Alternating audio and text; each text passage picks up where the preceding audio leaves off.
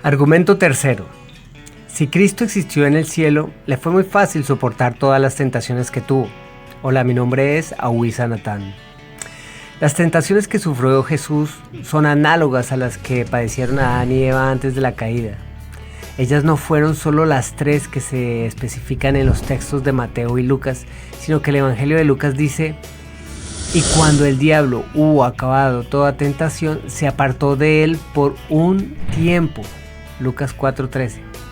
Por citar algún ejemplo más, los momentos de su humillación y sufrimiento previo a la crucifixión fueron verdaderamente terribles y suponen fuertes tentaciones que solo él, como hombre Dios, podía ser afectado.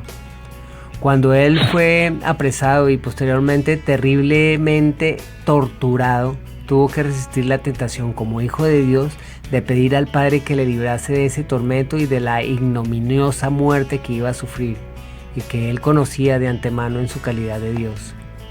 Mateo 26, 51-54 dice: pero uno de los que estaban con Jesús, extendiendo la mano, sacó su espada e hiriendo a un siervo del sumo sacerdote, le quitó una oreja.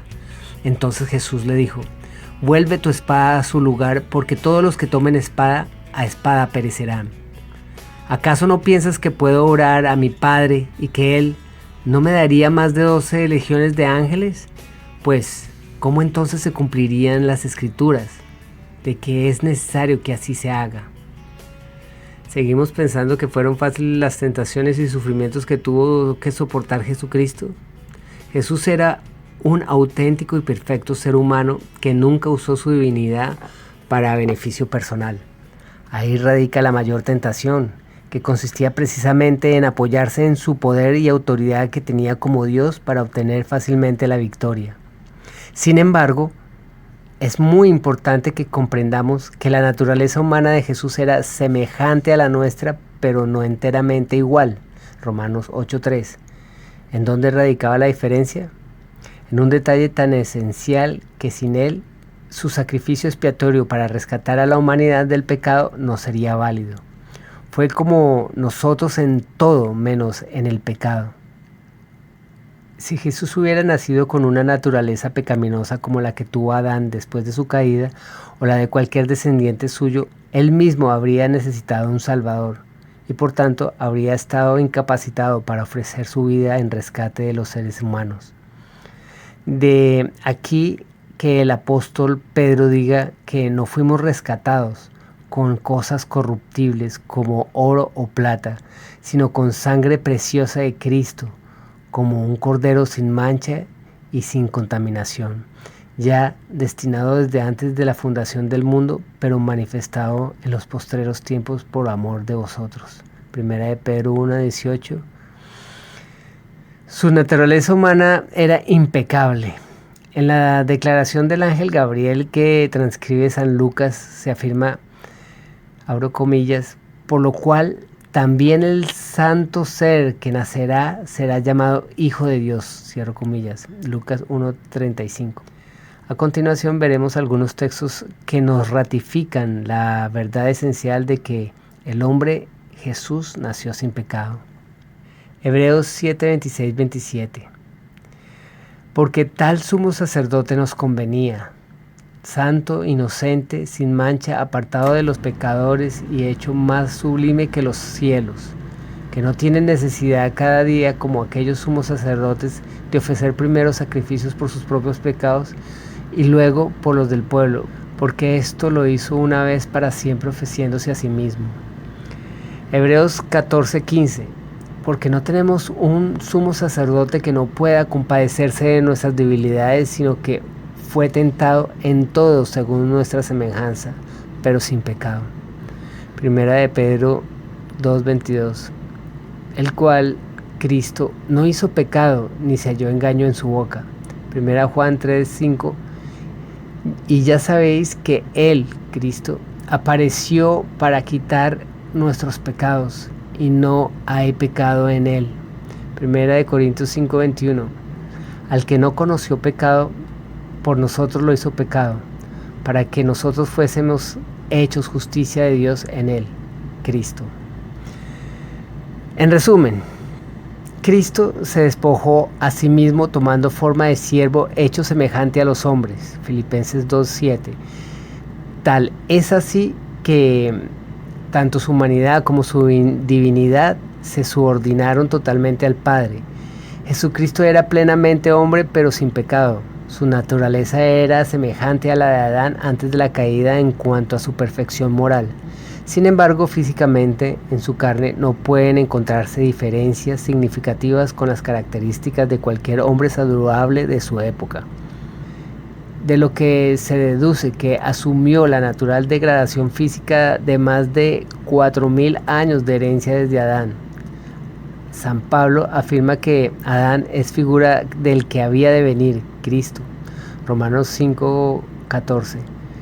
El verso 17 de este mismo capítulo es muy clarificador porque nos explica por qué existe la muerte y que gracias a Jesucristo tendremos vida en abundancia. Pues si por la transgresión de uno solo, Adán, reinó la muerte, mucho más reinará en vida por uno solo, Jesucristo, los que reciben la abundancia de la gracia y el don de su justicia. Romanos 5:17. Creció, se desarrolló y tuvo que aprender Jesús todas las cosas como cualquier otro ser humano. Jesucristo se desarrolló como cualquier criatura humana, siguiendo todas las etapas que rigen para cualquier ser humano: crecimiento físico, psíquico y espiritual. Se forma en el útero de María, nace como cualquier niño y pasa por todas las etapas naturales de la vida como cualquier ser humano que vive en este mundo, niñez, adolescencia, hasta llegar a su edad adulta, en la que se independiza de sus padres terrenales. Durante todas estas etapas de su vida, él va descubriendo por las Sagradas Escrituras y por el Espíritu Santo que es el Mesías. Él es el único Hijo de Dios, por tanto, comprende su misión, se subordina totalmente a la voluntad de su Padre como hijo que es, y empieza a predicar la próxima venida del reino de Dios previa asunción de su misión de Redentor y Salvador de la humanidad. Veamos lo que afirma la Santa Biblia. Lucas 2:40.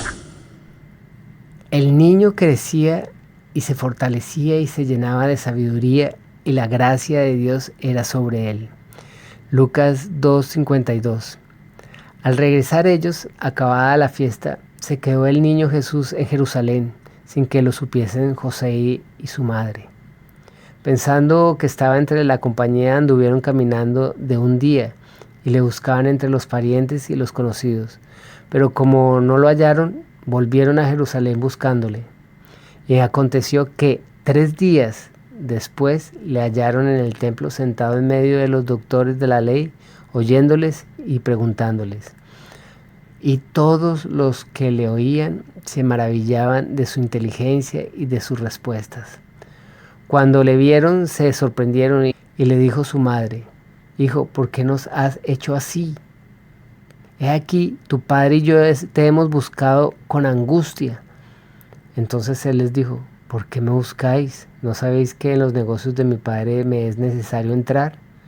Mas ellos no entendieron las palabras que les habló, y descendió con ellos y volvió a Nazaret, y estaba sujeto a ellos. Y su madre guardaba todas estas cosas en su corazón. Y Jesús crecía en sabiduría y en estatura y en gracia para con Dios y los hombres. Hebreos 5:7-9 dice: Cristo en los días de su carne, ofreciendo ruegos y súplicas con gran clamor y lágrimas al que le podía librar de la muerte, fue oído a causa de su temor reverente, y aunque era hijo, por lo que padeció, aprendió la obediencia, y habiendo sido perfeccionado, vino a ser autor de eterna salvación para todos los que le obedecen. Concluimos este apartado afirmando que Jesucristo, en su condición de hombre, jamás recurrió a su divinidad para beneficio propio, aunque pudo hacer uso de la misma en la realización de algunos milagros con el fin de demostrar que su misión era verdadera y procedía de Dios, que por tanto no era ningún farsante. Veamos un ejemplo. Mateo 17:27.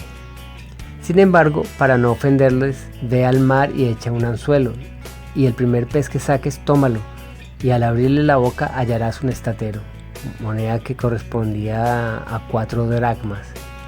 Tómalo y dáselo por mí y por ti. ¿No denota también su divinidad la forma en que obtiene admirable y sorprendentemente el importe exacto que se necesitaba para pagar el impuesto del templo por medio de un pez? Aunque existen muchas más evidencias de la divinidad de Jesús, no deseamos ser más prolijos. Los que busquen la verdad sin prejuicios ni ideas preconcebidas, con sinceridad y pidiendo a Dios humildemente en oración, sabiduría e inspiración, sin lugar a dudas la encontrarán estudiando con fervor su palabra, la Santa Biblia. Por consiguiente, si Jesús fue verdadero hombre y no se apoyó nunca en su divinidad, las tentaciones que sufrió eran auténticas y nada fáciles de vencer. Él tuvo que ampararse en Dios y pedir constantemente su ayuda con fervorosas oraciones, como cualquier persona que desea obtener la victoria contra Satanás y el pecado. Más adelante continuaremos con el cuarto argumento. Gracias.